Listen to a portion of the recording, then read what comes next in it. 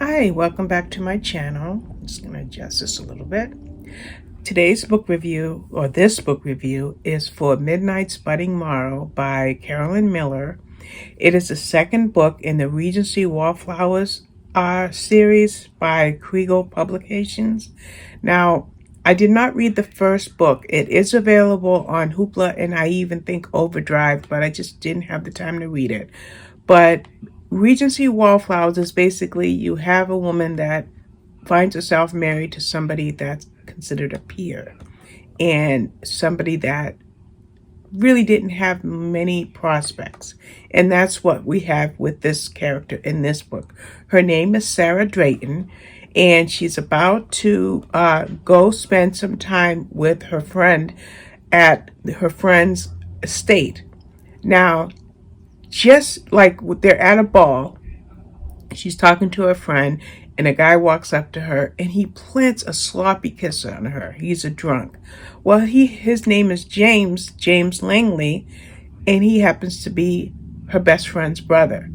So just before she got this unwelcome kiss from James, she was trying to make a decision whether or not she was going to travel to this estate. So once she finds out that James is this woman's brother, she's like, oh no, I'm not going. And her friend is like, yeah, but you know what? He's in the army. He's going back to the army. He won't be there. I can guarantee he won't be there. And if he's there, then I'll understand. If he does show up, I understand if you have to leave. Well, as things turn out, James does show up at his family's estate after Sarah gets there.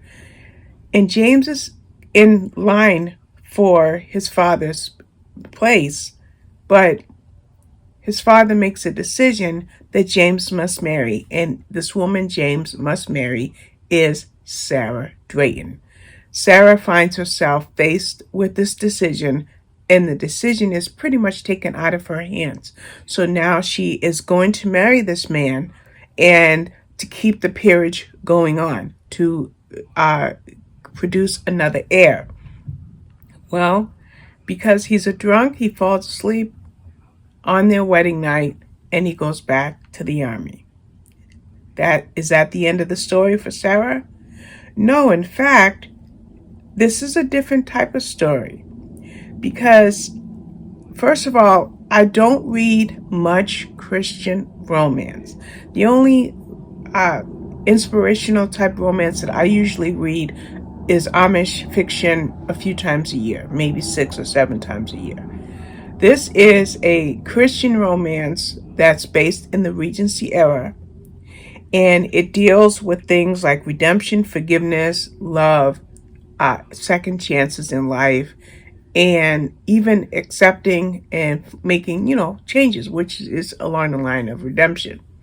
So what happens here in this book is Sarah is a woman who, through no fault of her own, is considered a wallflower.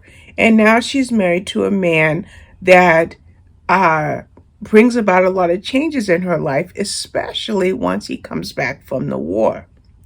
Now, James does want to be a changed man. I'm going to tell you that. I don't think it's much of a spoiler because I won't tell you how and why he became a changed man.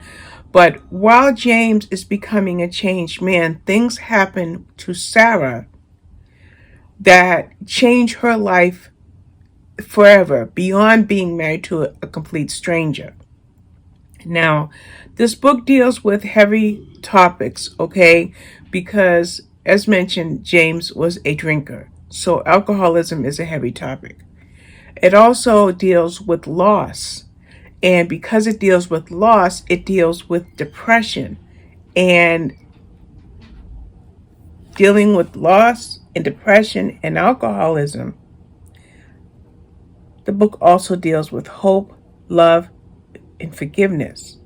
And again, I mentioned redemption. So I like how this book is developed because it's very different from the types of books that I usually read. So obviously it's a clean romance, but it's a developing romance. Like, if you think of a flower that is blooming in, what do you call it? Like, when you do something and you film it, and you film it in stages. I can't think of the word, but that's how this book felt like to me, is seeing Sarah and James grow over time, and what led them to grow to a couple. And an interesting character, I think, in the book was James's father. He was an interesting character. James and Sarah, of course, were good characters, but James's father, trying to understand him, that was pretty intriguing. So anyway, so that's all I'll tell you about this book. I believe it's out now. Let me check. Yes, it came out May 31st, so this review will go right up. All right, thank you for watching. Bye-bye.